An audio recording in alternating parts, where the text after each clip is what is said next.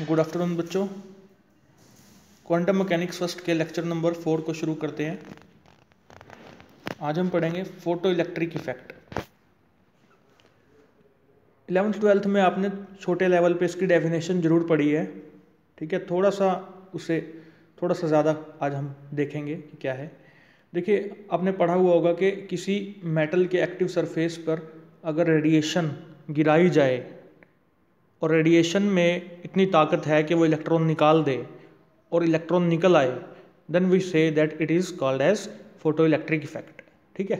When a beam of radiation of a particular frequency, ये word important है, particular frequency falls on आएगा on the surface of active metal, electrons come out of the surface of the metal, this phenomenon is called as photo electric effect, ठीक है। Main points हैं इसके, देखिए। Electrons कब बाहर आएंगे मेटल के सरफेस से? जब एक मिनिमम फ्रीक्वेंसी जो चाहिए उस रेडिएशन की जो फॉल करने लग रही है, उस फोटोन की जो रेडिएशन के अंदर है उनकी एक मिनिमम फ्रीक्वेंसी चाहिए, ठीक है।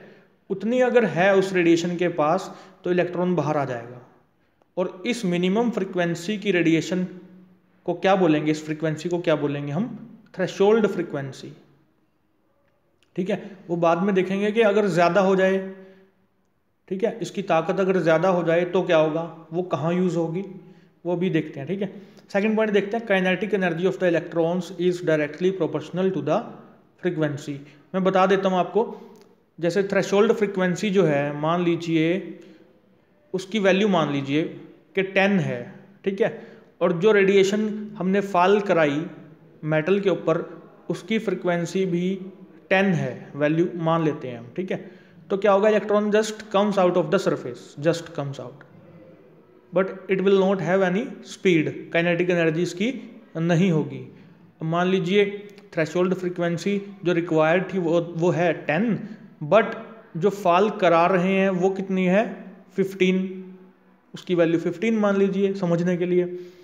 तो 10 से तो वो बाहर आ गया, अब 5 का क्या काम होगा?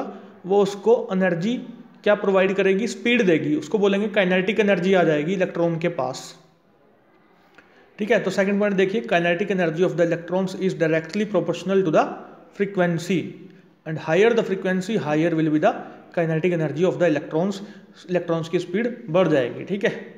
The number of electrons emitted will be directly proportional to the intensity of the incident light.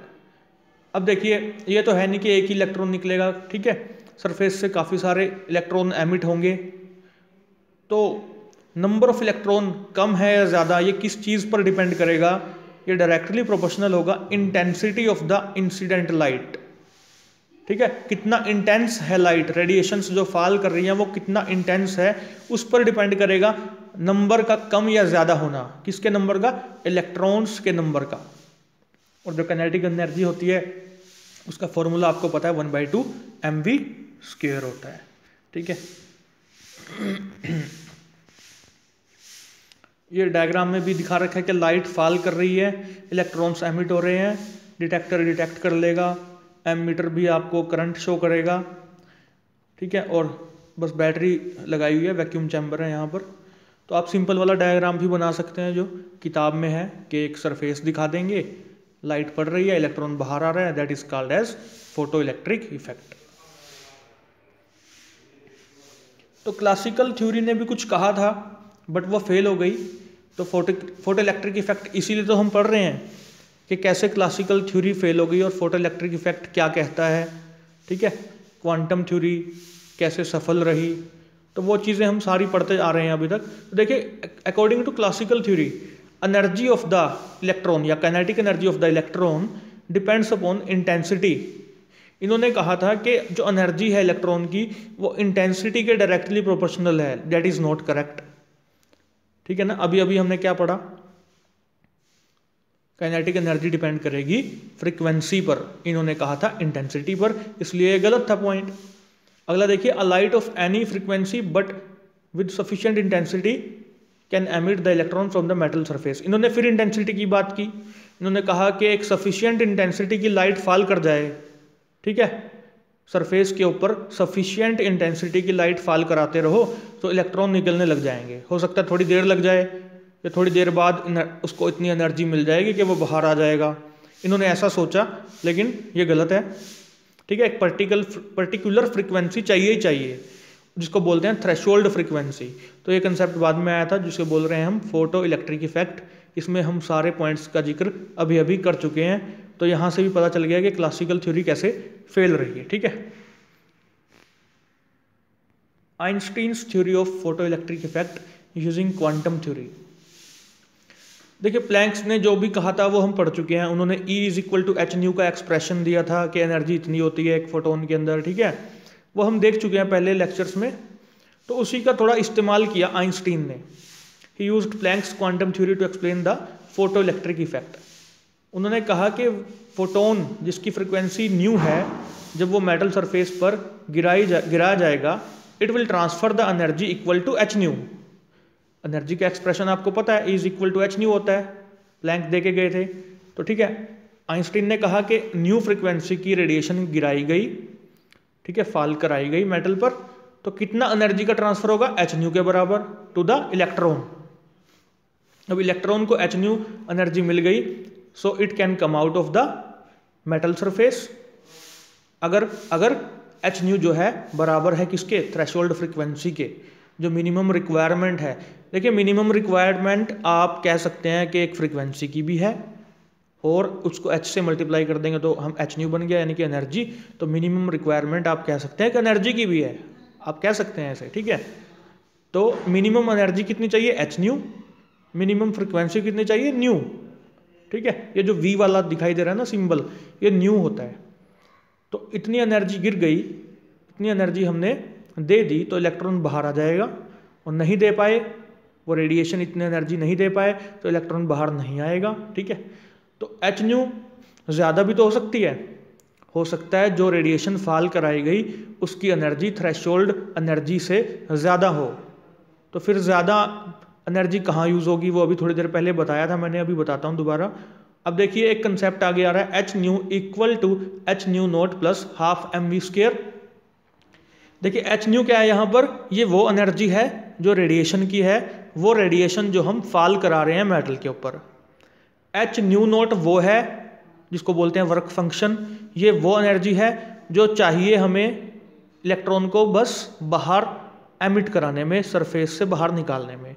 तो उस h nu minus h nu not क्या हो जाएगा, हाफ mv² के बराबर आ जाएगा। आप h न्यू नॉट को लेफ्ट साइड ले जाइए, ठीक है ना। तो h न्यू की वैल्यू मान लेते हैं, न्यूमेरिकल वैल्यू लेकर चलते हैं, जल्दी समझ आएगा। h न्यू की वैल्यू है 15 मान लेते हैं, h न्यू नॉट की वैल्यू है 10, ठीक है, मान लेते हैं।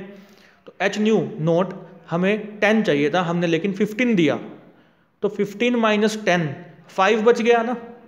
तो हाफ mv² = 5, यानी कि काइनेटिक एनर्जी 5 की वजह से होगी।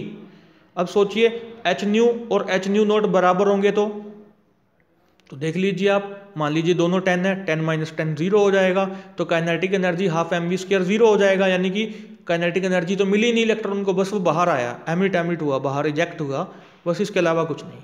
ठीक है, तो h न्यू नॉट को क्या कहते हैं, वर्क फंक्शन कहते हैं, याद रखिएगा, बहुत इंपॉर्टेंट एक्सप्रेशन है।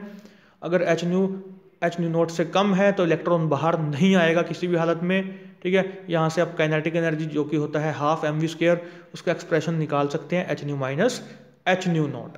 This is equation number first. इसको इक्वेशन नंबर फर्स्ट बोला है ना, तो इक्वेशन फर्स्ट लिख लेना है। From equation first we can say that kinetic energy of electron depends upon frequency and not upon intensity. ठीक है, इस इक्वेशन से पता चल रहा है कि फ्रीक्वेंसी पर डिपेंड करेगी, इंटेंसिटी पर कुछ भी डिपेंड नहीं कर रहा है यहाँ। ठीक है, कुछ भी, यानी काइनेटिक एनर्जी। और h nu minus h nu not का डिफरेंस जितना ज़्यादा होगा उतनी ही ज़्यादा एनर्जी, काइनेटिक एनर्जी इलेक्ट्रॉन की होगी। व्हेन रेडिएशंस और photons falling over metal increases, ठीक है, जितने ज़्यादा फोटोन्स या रेडिएशंस गिराई जाएंगी, फॉल करेंगी जितने ज़्यादा, उतना ज़्यादा नंबर ऑफ इलेक्ट्रॉन्स बाहर आएगा। ये एक डायग्राम है, काइनेटिक एनर्जी वर्सेस फ्रीक्वेंसी। ठीक है, फ्रीक्वेंसी और काइनेटिक एनर्जी के बीच में ये आपको डायग्राम दिखाई दे रहा है, और जहाँ पे ये ब्लू लाइन क्रॉस कर रही है उसको बोला जा रहा है थ्रेशोल्ड फ्रीक्वेंसी, यानी कि ये वो फ्रीक्वेंसी है कुछ भी जो भी वैल्यू होगी, ये वो फ्रीक्वेंसी जहाँ पे इलेक्ट्रॉन बाहर आएगा। इसको बढ़ाते जाओगे तो वो किस चीज़ में तब्दील हो जाएगी, काइनेटिक एनर्जी दे देगी वो इलेक्ट्रॉन को। और नीचे जो लिखा है वो है वर्क फंक्शन। ठीक है, उम्मीद है आपको ये समझ आया होगा। बहुत इंपॉर्टेंट टॉपिक था, अच्छा टॉपिक माना जाता है ये। ठीक है, तो आप इसे सुनिएगा और thank you very much for listening me.